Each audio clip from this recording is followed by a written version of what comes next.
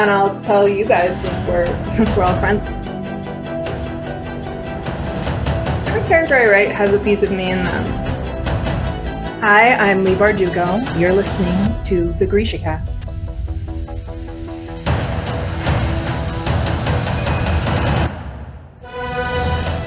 Welcome to GrishaCast, episode 99. In this episode, we will be discussing chapters 43 through 46 from the book Rule of Wolves. This is your host, Eric. And I'm Terry. From Nashville, Tennessee, this is your podcast for all things Grishaverse. A world created by our slowly sneaking back out into social media, Lee Bardugo.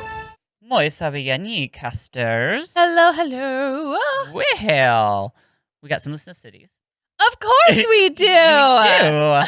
First, we have Katowice, Poland. Woo! Thank you. Woo! And then we have Shikshini, Pennsylvania. Whoop, Thank you whoop. so much, listeners. Thank you.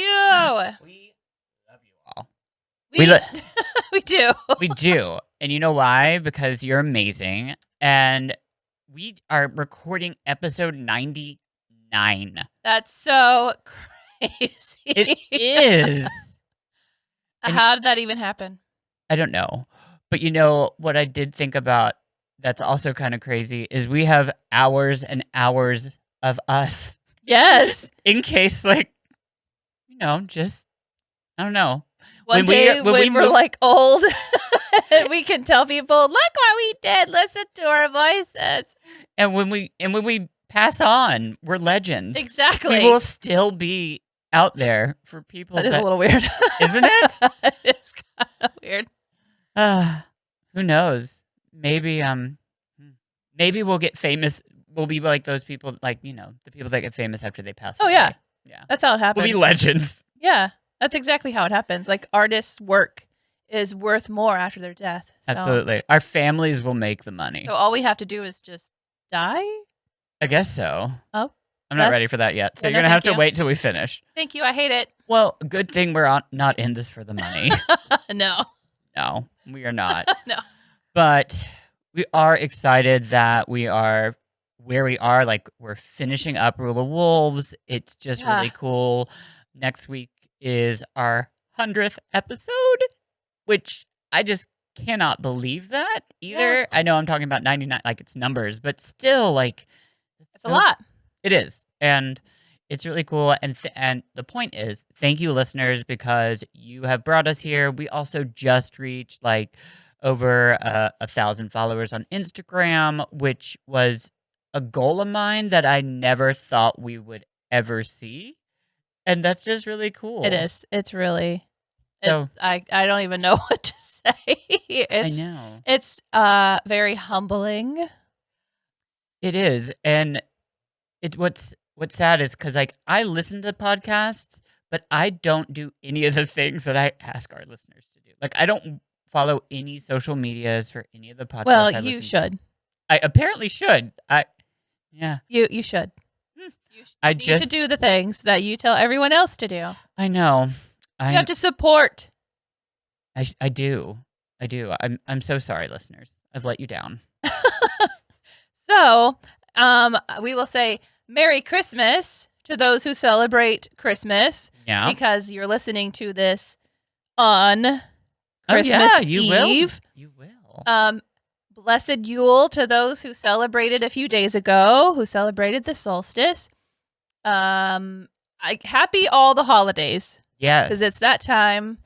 Hanukkah's been over for a little bit. Yes. But, That's but past. happy all the holidays. But yes, you're listening to this around Christmas. So Merry Christmas, Yes. everybody. And enjoy the atmosphere and fun or whatever. And you know what? Maybe if you picked up this podcast in the middle of next year in the summer, then,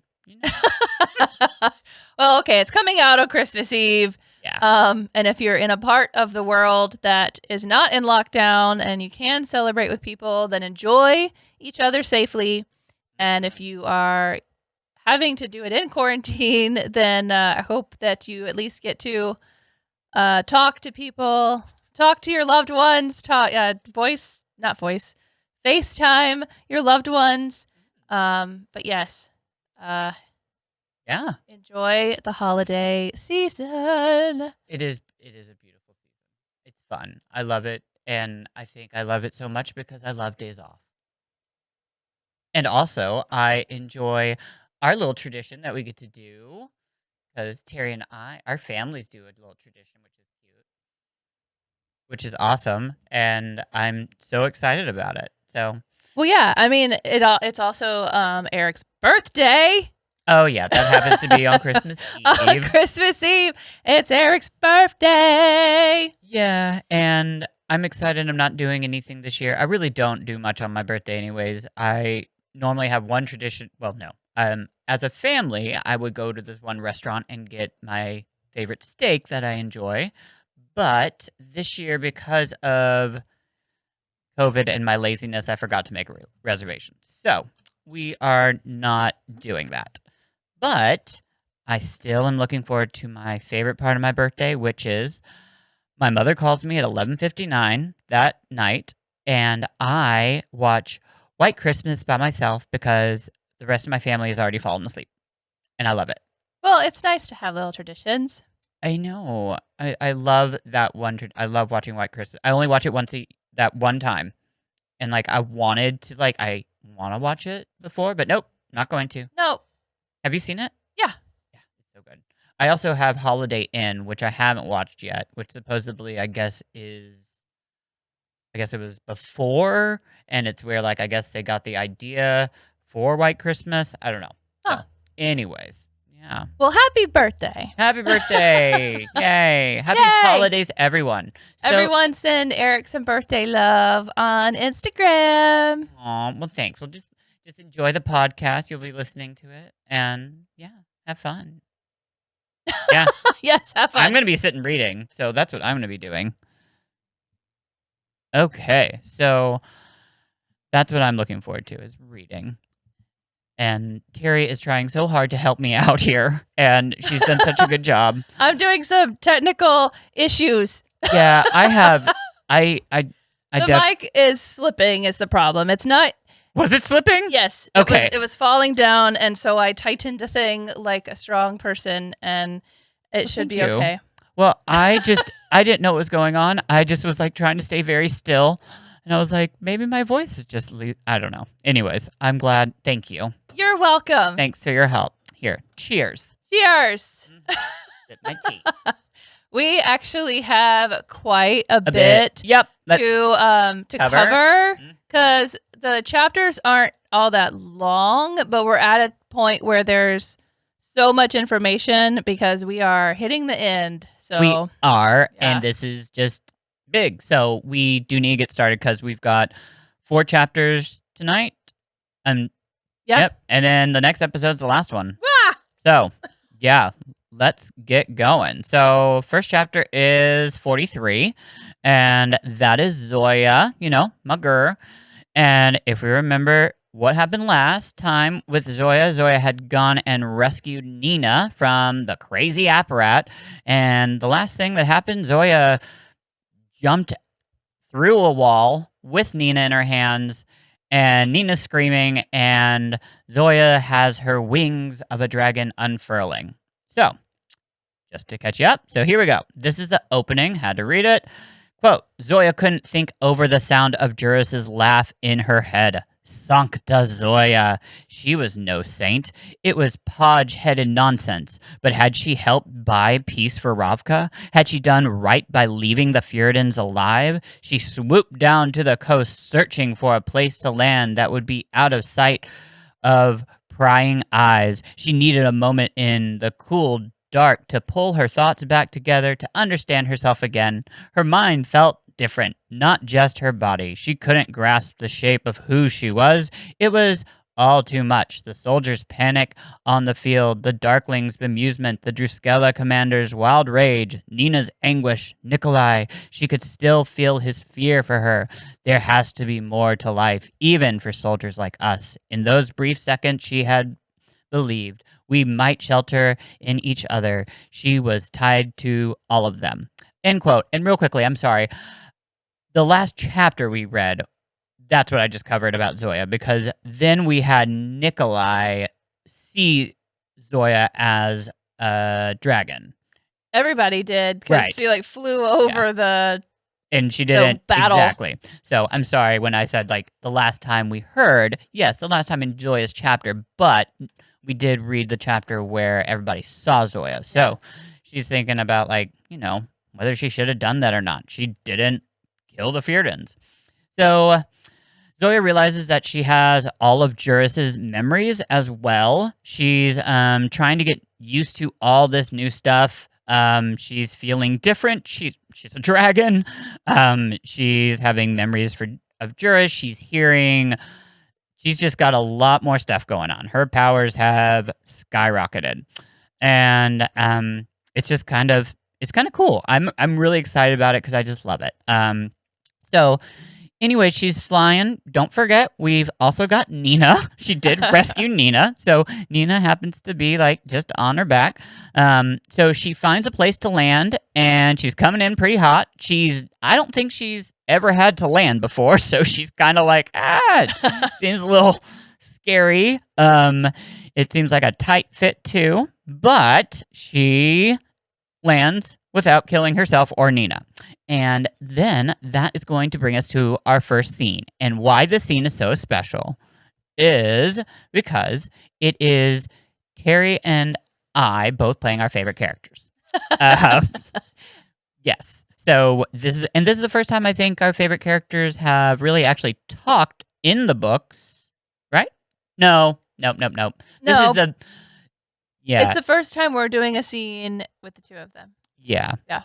But they haven't had extensive conversations. No. This is a good one. So, okay. Anyways, so you ready, girl? Yep. Okay. So, curtain up.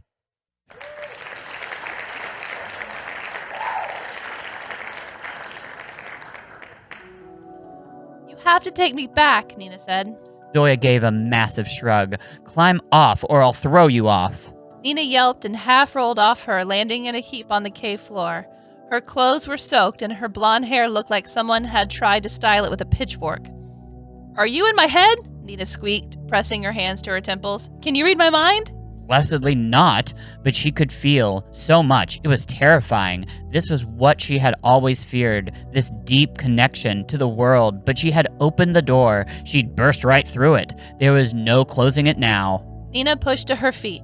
She was staring at Zoya with huge eyes, and Zoya wondered what she saw. Her own sight was keener, her sense of smell sharper. Each breath felt strange. Her belly, her lungs. What had she become? I still don't... I can't believe it's you. Zoya couldn't quite believe it either, and yet this was what Juris had wanted from her. It was the true gift that had come through his scales when she'd taken his life and he'd taken hers. But she didn't know how long she could keep this form. It still felt wrong to her, unstable. She sought some kind of explanation to offer Nina. There was a time when soldiers became beasts, and when Grisha didn't take amplifiers, they became them. You didn't become a bear or a hawk, Zoya. You're a dragon. Is it permanent? Zoya felt a shiver pass through her, an echo of Juris's loneliness. He had been able to take human or dragon form at will. She hoped the same thing would be true for her. I don't know. Zoya, you have to take me back to Levithian's mouth. You will come home to Ravka. No, I will not. My mission isn't complete. Why must you be so stubborn? I could ask the same of you, Nina said, and she had the temerity to kick Zoya's foreleg with her tiny foot. I put my life at risk to get you back, Nina. The apparat could still be alive. Your cover may be worthless. I'm going to take that chance. I have to. She felt Nina's hurt, and it only made Zoya want to keep her closer, find a way to shield her from harm. It was unbearable. Promise you'll come home to us. I can't. Then promise you'll be careful. I can't do that either. Wretched girl! But she was going to let Nina go. Nina Zenek was a soldier. Zoya had trained her well, and she had the right to choose her own path. Climb on and hold tight, Zoya instructed. Nina laughed. That I can do. Zoya craned her neck back to look at Nina. She was beaming, her cheeks rosy. She looked nothing like the grieving girl Zoya had known.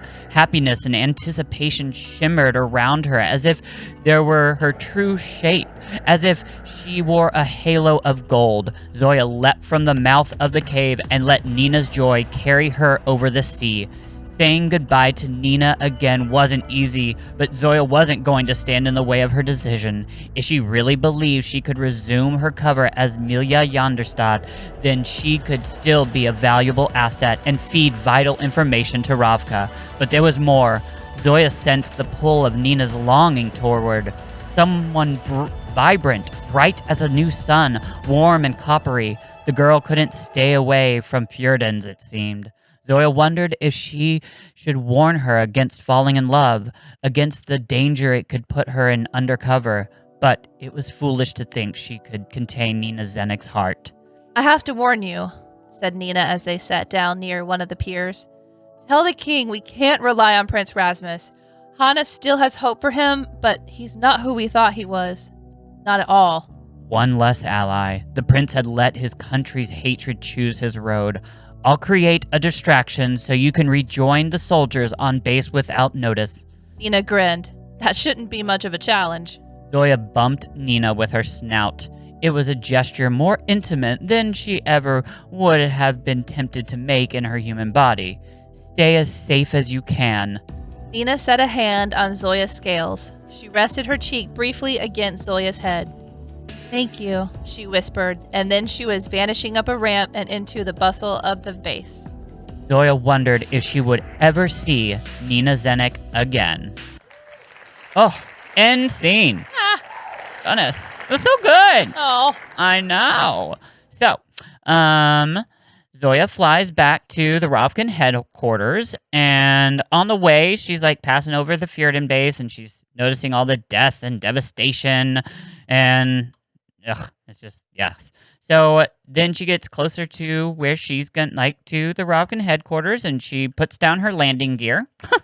And so here's a quote. She knew she needed to focus to manage a landing in this small space, but she was more tired than she'd realized. She'd done too much, too fast. She could feel her control over the dragon shape slipping, and then she wasn't flying. She was falling, end quote. So she's falling. She is then surrounded by Nikolai and her friends. She's kind of like waking up and like trying to put her thoughts together and figure out what's going on.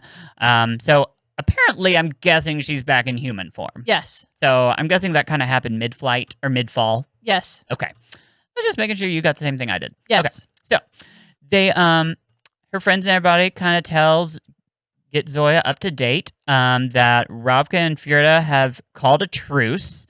Zoya delivers then the news that they won't have any help from Fjorda's crown prince. Tamar tells her that shouldn't matter because, an entire battlefield thinks she's a saint after the Darkling declared her one. So that's a big thing.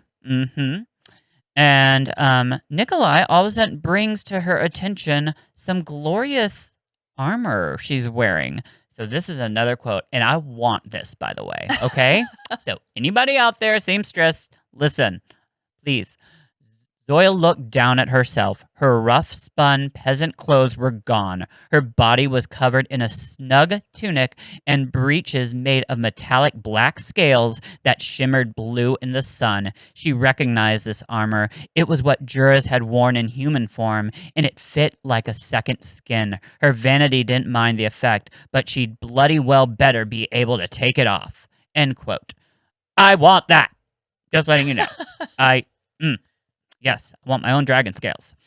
So since Fjorda couldn't win in their battle, they have called to have an assembly with Ravka's highest ranking nobles. And Nikolai explains that this could go in their favor due to Fjorda's betrayal with West Ravka, because now Fjorda doesn't have them as an ally. Nikolai's throne is definitely not really safe right now.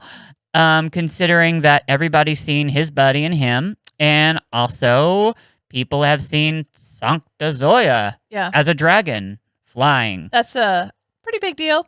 So those are two big things. Yeah, I mean, two main characters all of a sudden everybody now knows are not just human or Grisha. There, yeah. Well, that's the end of that. Secret's out. Secret is out. My buddy and me came out. Anyways, okay, now that's the end of my chapter. All right. Mm-hmm. So, it's time to grab the tissues. Is it? My chapter is not as happy, but we're gonna get through it together. We will. We have our friends. We do. We do. So, We're together. everybody just hold on here. Hold hands. So Nina is back at the naval base. She's running towards the broom cabin, wondering like what's gonna happen, what she's gonna say about where she just was, dragon, and if the apparatus is still alive. Because if he's alive, he's gonna blow her cover. Yeah, and I really feel like from the way that we last left the apparat, I couldn't imagine him surviving. Right? I really Yeah. can't. No.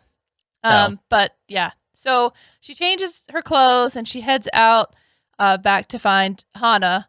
Because remember, Hana was left alone with the prince. Yeah, and she was ready for it though. She was wanting to. So as she's running around, she hears crying. Not a good sign. So she goes to run over this group of people to figure out like what's going on. And she looks over to find that they are all standing over Hana's body. Okay. I have this quote. Hana lay on her stomach in a pool of blood, her body bent at an impossible angle, her face turned to the side. Her profile looked wrong, her rosy freckles, her full lips. Nina fell to her knees, reaching for her. Hana's blood had soaked Yilva's skirt. Her body was cold. End quote. So Hana's dead. That is unexpected. So And very Nina sad. screams out loud, thinking about Matthias. Why is this happening again? Is this what like her love does to people? She runs over to Joran and asks, like, what happened? And he says, I don't know. There was an argument. The prince struck her. Only a slap. But then he was taken with some kind of fit. Hana told me to get help. And then when I returned, this. Okay, fit. So Nina figures the fit was Hana getting back at him for slapping her. So, like, Prince slaps her and she uses her powers. And then he probably retaliated and, like, pushed her. I see what you're So saying. that's what Nina has come to. She starts, like, yelling at, like, You better. at everybody. Like, Rasmus did this. You know he did this. And Broom, like, grabs her to, like, get her to stop. She vows out loud in front of everyone to kill the prince. So Broom goes in harder, and he's like, you will shut up or I will shut you up. And she comes back with, you are a coward. You are the lowest form of man, without honor, without integrity. Gel turns his back on you. I can't believe that. Like, I mean, like, what? Like, I knew Broom was like he wasn't a good guy, but like, Yeah. you'd like not like even be like your daughter died, And he's more concerned over saving face. right? Yeah. And his wife is like so upset. She's, Yeah. I mean, it's her daughter, and yet he's just like, oh my gosh, new So- hatred for him. Of course, this ends their lovely friendship, and she is no longer welcome in his home. Burn. Yeah, that sucks. Wah. She has no reason to be there anyway. So, the prince walks in. Hello. Great timing. Mhm. And, like, doesn't even acknowledge what's happening, which I think is weird. Like, doesn't look down and even see the body, or doesn't even look at it? Doesn't acknowledge anything. Like, there's nothing in the chapter that says, like, he's like, oh, pity or anything. He just, like, he just walks in and he calls Nina over, and Nina says his face was golden, glowing, warm, and alive. He finally looked like a Grimger. It was as if he had stolen Hana's life and swallowed it. Oh. She's like, she says at this point that it's almost more insulting because he actually looks like he's happy. Yeah. Yeah, so it's like another like stab for her. He tells her that he has to go to Oscurvo for peace talks, and he wants her to go with him. Like, what the actual heck? Hello? Why? So she has to like force herself to play along though. Like she curtsies and she smiles. And at first I was like, come on, like stab him. But She's got to be careful. she has to play along because she wants him to trust her enough to be alone with him so she can kill him. Absolutely. She knows that she's going to die. Like she's going to like hang or be burned at the stake for obviously killing the prince. But she does not care, and that is her plan, and that is what she's going to do. End of chapter. I didn't. I mean, I did not see that bomb. coming, and that is so like sad. Like I know. like, come. She can't stay away from Fjordans, and the Fjordans can't stay alive. And Hana, She was going to run away with Hana. I know, that was so beautiful. Like, oh my gosh! And now, like, finally, Nina was finally Yes, she was about to be happy. moving on. We've been like dealing with the like aftermath of Matthias for so long, which it takes a long time. But like, and it's hard to find someone like. But that was the sweetest, cutest relationship to watch bloom, and I loved every moment of it. And it just makes me sad that that's done. I mean, I guess at this point, like, Nina is on a suicide mission, like, on purpose. I would be horrified of her. She is going to, like, She has nothing to live for right now. Oh, no. And she will go down. Yeah. Anyways. Woo. So I hate that it ends there, but we got to move on to chapter 45. Yes. Which follows Nikolai. Yes. So we are inside Oscurvo's City Hall. Nina is there with the prince, but Nina is like looking sus. I'm sorry. I was drinking my tea, and I guess I didn't stir my Oh, did you sweetener get at the bottom? Get a I big just got ol' a big old sip of just sweetener. Yum. Just letting you know. Sorry. So anyway, Nikolai is like looking at Nina because Nina is looking really weird. Broom is there too, so fun. Everyone there, it's like all the ambassadors and royal families and like everyone is there, but everyone is staring at Zoya, who is like standing there all like post-dragony with her weird scales barely like covering her bits. She's looking good. Vedic Demidov is there too. Everyone's invited. It's a party. And the Fjordans have brought Nikolai's parents. Oh. It makes him feel some kind of way to see Vedic Demidov, who looks like the Lansoff, standing in between the king and queen. You know, it's a little makes you feel something. Oh, and don't forget. And yes, the apparat has survived, y'all. Okay. And he has joined this bunch. I am slightly terrifying. He is in this giant room full of people, and Nina's there. How? It says he looks a little like messed up, but like, God, why did you just die? Okay, like he is so old when we first read about him, and how is he surviving all this? It drives me nuts. I know. Oh, I want that man dead.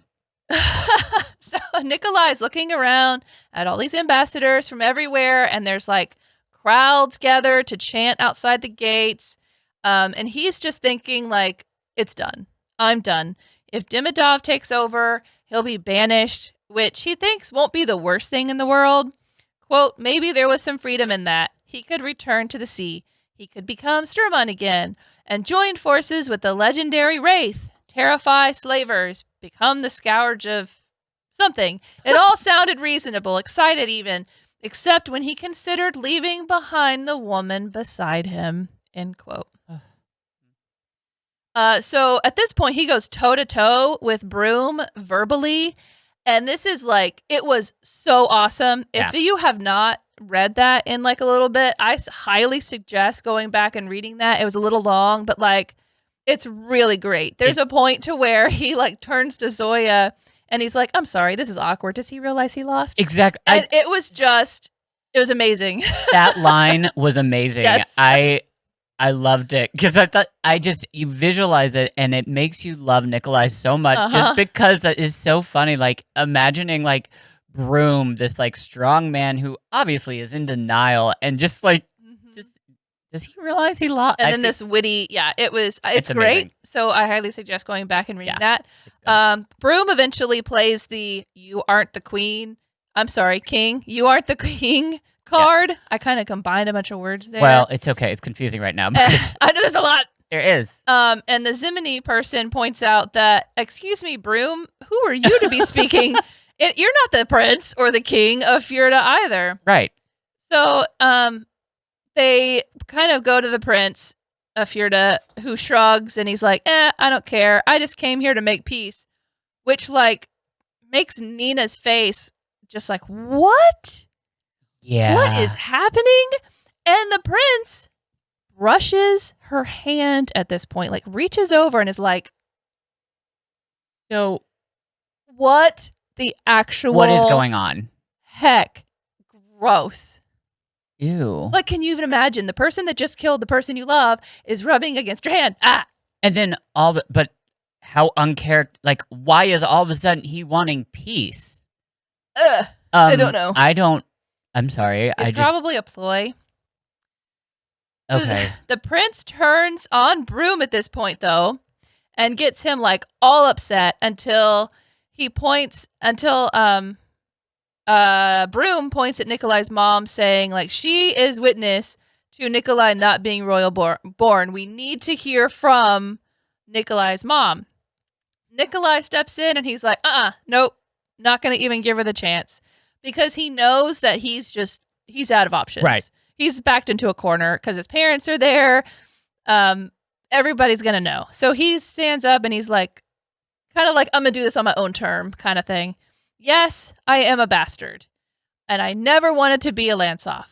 He says that since Fjerda wanted all the noble families to be there to witness this, they can decide who's going to rule Ravka. So he kind of turns it on the Fjerdans, like, That's awesome. You wanted this, so like, all right, they can do it. He tells this story of the first king of Ravka and how like he didn't have any claim to royalty until he was kind of voted in from his actions. He says, only one person can unite this country and bring peace to our nations: soldier, summoner, and saint. Then dramatically throws open the shutters, and the crowd's chants loudly flow in. Sancta Zoya, daughter of the wind. And then I had to put this quote in here because Thank you. this actually brings a little tear sometimes. You? Uh-huh. Wow. It's beautiful. Ready? Uh-huh. I will kneel to only one ruler, and I will see only one person crowned this day. The age of Lansoffs is over. He sank to one knee. Let the Nazulinsky dynasty begin. All hail the Dragon Queen. End quote. Okay, like Right? I am. Yes. Yes. Yay. Yes. Yes. But that is sweet. Yeah. It is. Like, it's so sweet. I Uh, can just like see him like dropping down to his knee. Like, yeah. So then slowly the crowd in the room starts agreeing. Ugh. Zoya, however, is angry. And Oh, she yeah. says, I will murder you in your sleep. And he says, go on, say something grand. End of chapter. I love it. I love Nikolai taking control of the situation. Yep.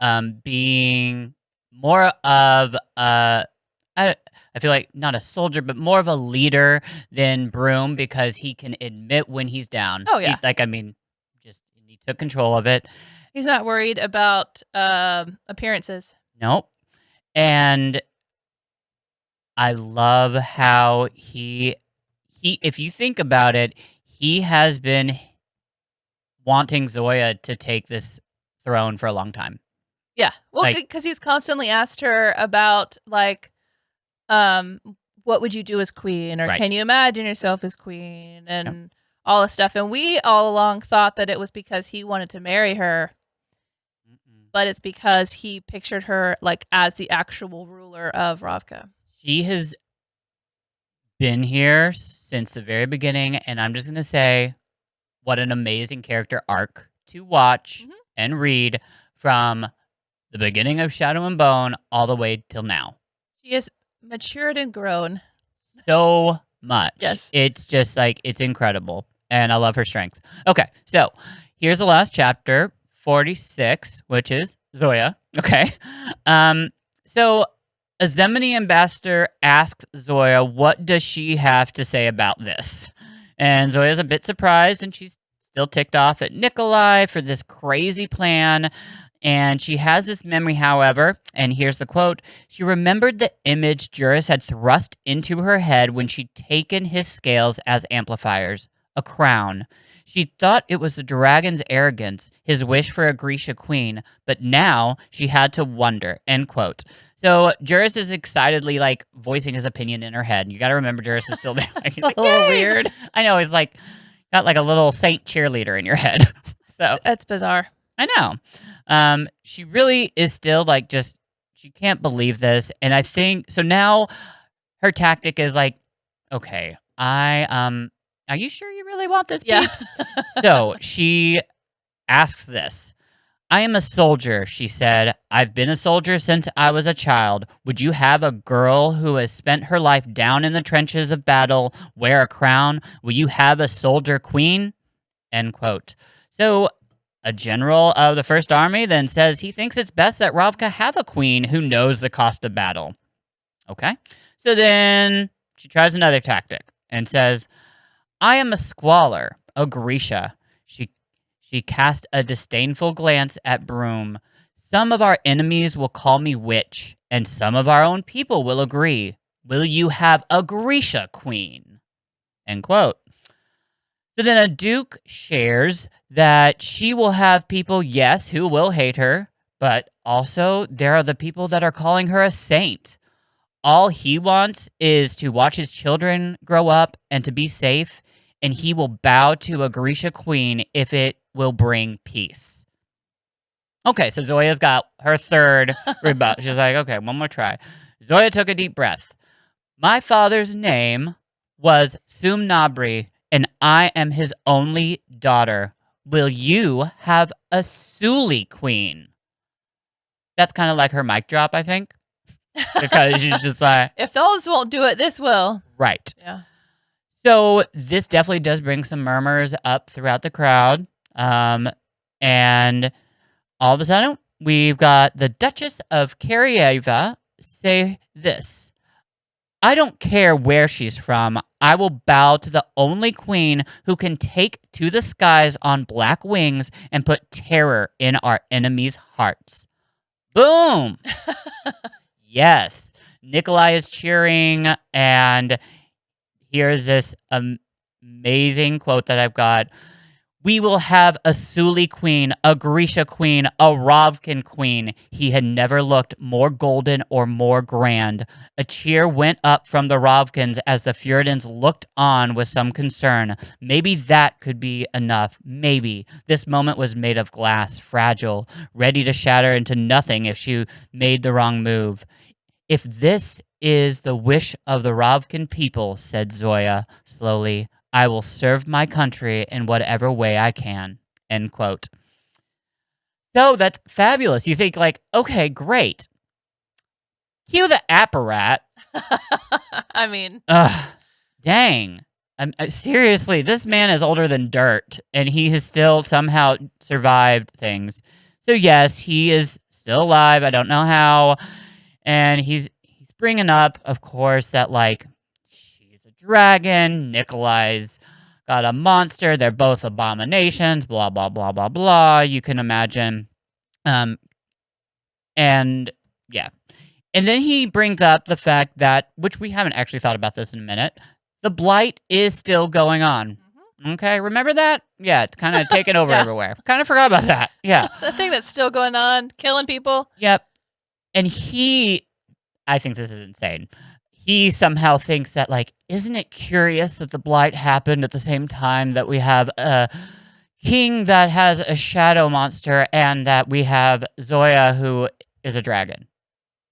The saints are trying to tell us something. No, sorry. like grasping at straws.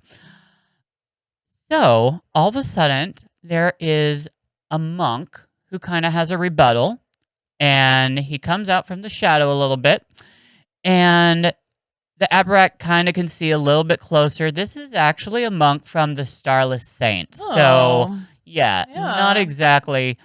So he's like, oh my gosh, like, the Abarat thinks he's okay. He's like, okay, no, it doesn't, who cares what you think? Because, I mean, you think that a horrible person is like, should be a saint. So then this monk starts talking a little bit more, and actually, it's the Darkling. The Darkling steps out from the shadow, the Apparat recoils, and the Darkling starts reminding everyone how he's going to bring down. I love this actually. He's decided, you know what? I'm going to bring down the Apparat a little bit. So he starts talking about how, don't forget that this Apparat man, who's now in this Rovkin court, just was allied with Fjorda, by the way, who we have a truce with, Yeah. but was just bombing and killing everybody. Darkling says, this man helped the Darkling depose a Lantsov king. He was instrumental in bringing about the civil war that nearly destroyed this country, and now he dares to challenge a woman the people worship as a living saint. End quote. The Darkling is just accusing the Apparat. Is everybody aware of where we are? Because what we're bringing up is way back in Shadow and Bone, or that trilogy, yeah. And remember, like, the king was poisoned, supposedly. So the Darkling has just accused the Apparat of that. I know. I was a little gagged myself. The Apparat then, of course, he's just like, oh my god, no, I'm dead. I'm sorry, I'm alive. I'm not that. It's all lies. Zoya then takes her cue because it's all loud up in there, and she crashes an enormous loud thunderbolt to get everybody's attention. And she does. And then we kind of like go on, like, I guess like a little bit of time passes, and the next thing we read about is the royal guards take the Apparat away. The Fjordans are departing, but not before the crown prince extends the truce until they can have a proper treaty made. And Darkling now has gone missing, but finally the hall is clear, and now it's just left with Nikolai and Zoya. Nikolai keeps feeding Zoya just this inspiration that they can do this together, because Zoya just can't believe this is happening and doesn't want to do it alone. Zoya's still apprehensive. Zoya asks if he ever wondered about the painting in her room of a boat with 2 stars on it. And he's like, yeah, every so often when I thought about you, so every single day of my life. Yes, I have thought about that. So here we go. Here's a quote. Those stars are me and my aunt, Liliana. She was the bravest woman I ever knew, and she fought for me when no one else would, without any weapon. She was a woman with no status or wealth, but she risked her own life to protect me. She thought I was worth saving. She thought I was worth loving.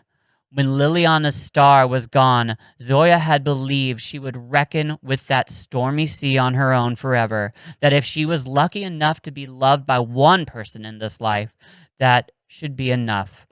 Or that was what she told herself. I can't do this alone, Nikolai. End quote. Oh, I know. Okay, so here we go, everybody. Get your tissues out. Nikolai says he will be by her side and do whatever she needs, and this is going to bring us to our last scene and actually concluding the chapter. So, are you ready? I'm ready. Okay, so real quickly, Tara's gonna be playing Nikolai. I'm gonna play Zoya. Um, Special thank you for our background music created by Kendra Dantes and Year 26. Okay. Curtain up.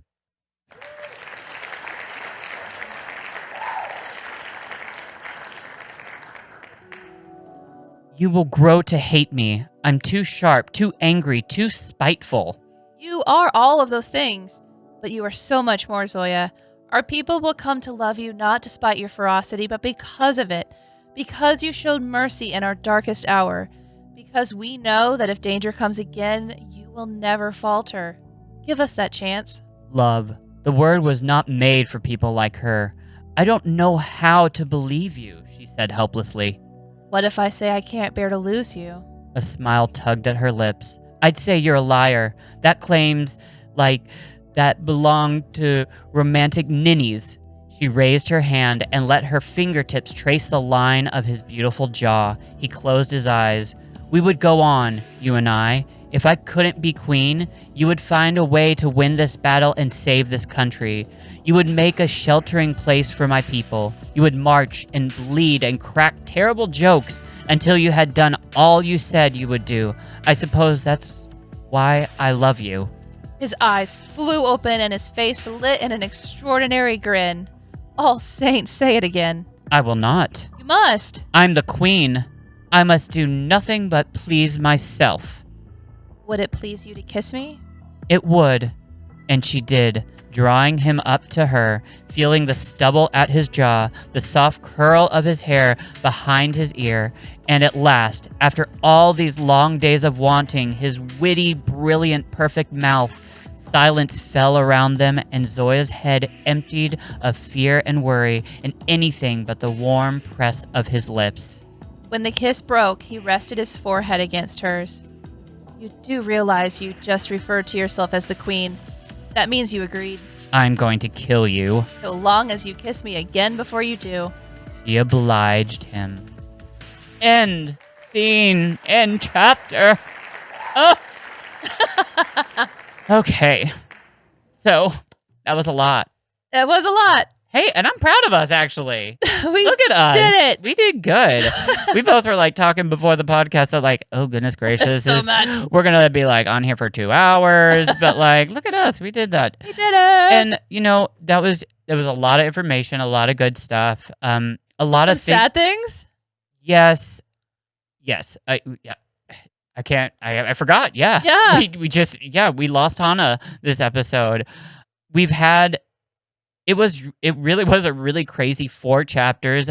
Things that I've been waiting on pretty much for a very long time. Having Zoya be crowned queen and actually being accepted for every part of her by the people is just an amazing moment for Zoya fans or I don't know.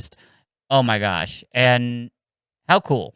It's great. And then finally it's like a good news, bad news situation. It is. It is. And I'm sure we'll get back to that. I'm sure, next week we'll have some more coverage on what goes on. Probably Nina's revenge. Yeah. But at least we ended this chapter with finally them kiss.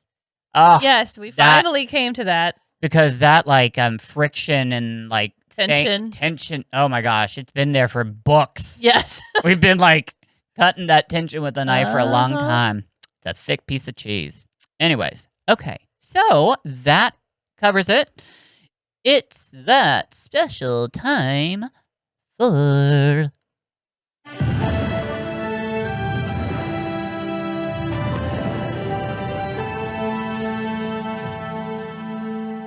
GrishaCast News! Yay! Okay, we're going to take it live to our Grisha in the field. Alex!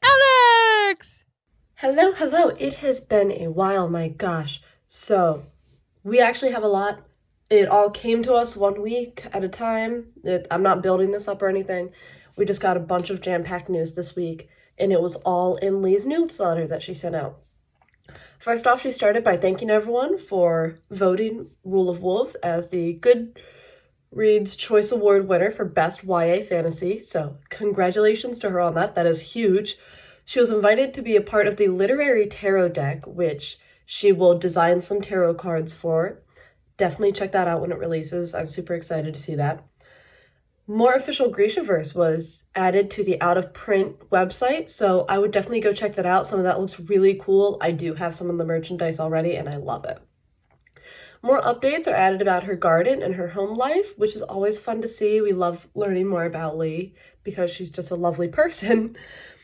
In that newsletter, we also got a huge, huge announcement. Demon in the Wood, the Darkling prequel story, I don't know what happened there, words. The Darkling prequel story will be made into a graphic novel. It will expand onto the story, and we will be able to see more of that. And that comes out in September. It is now available for pre-order on multiple websites, so definitely go check that out. I've already pre-ordered mine, and I'm so excited. Other than that, I think that's all the news we have. The rest of her newsletter was just her usual Q&As, book recommendations, and all that. But yeah, I've missed you guys. Thank you so much. Okay, well, thank you so much. That was some great news. We got stuff coming finally. Yay! I'm so excited about that book. I know. That's going to be fantastic. I've read it. You haven't. I haven't, but I'm excited. We will be doing that soon. Don't worry. Stick around. Okay, so I do have a couple listener thank yous from Discord.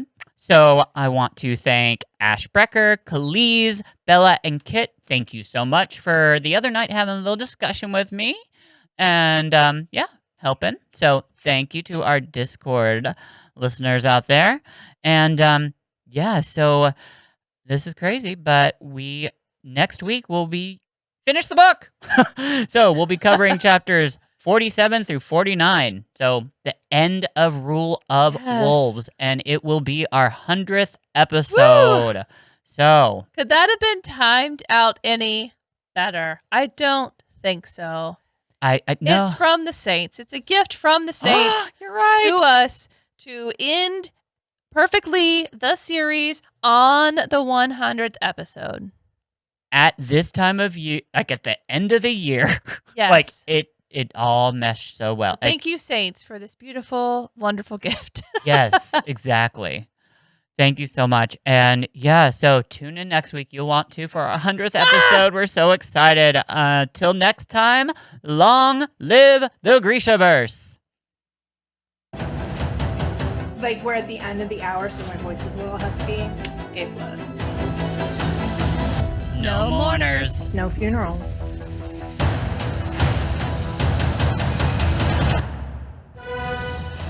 This has been GrishaCast. Connect with us on the web at GrishaCast.com. Send an email to info@GrishaCast.com. Follow us on Instagram, Twitter, Facebook, YouTube. Not really TikTok, but maybe one day at GrishaCast. Thanks again to Kendra Dantes in Year 26 for the background music. Our amazing staff, Chris, Alex, Sid, Michelle, and Chloe.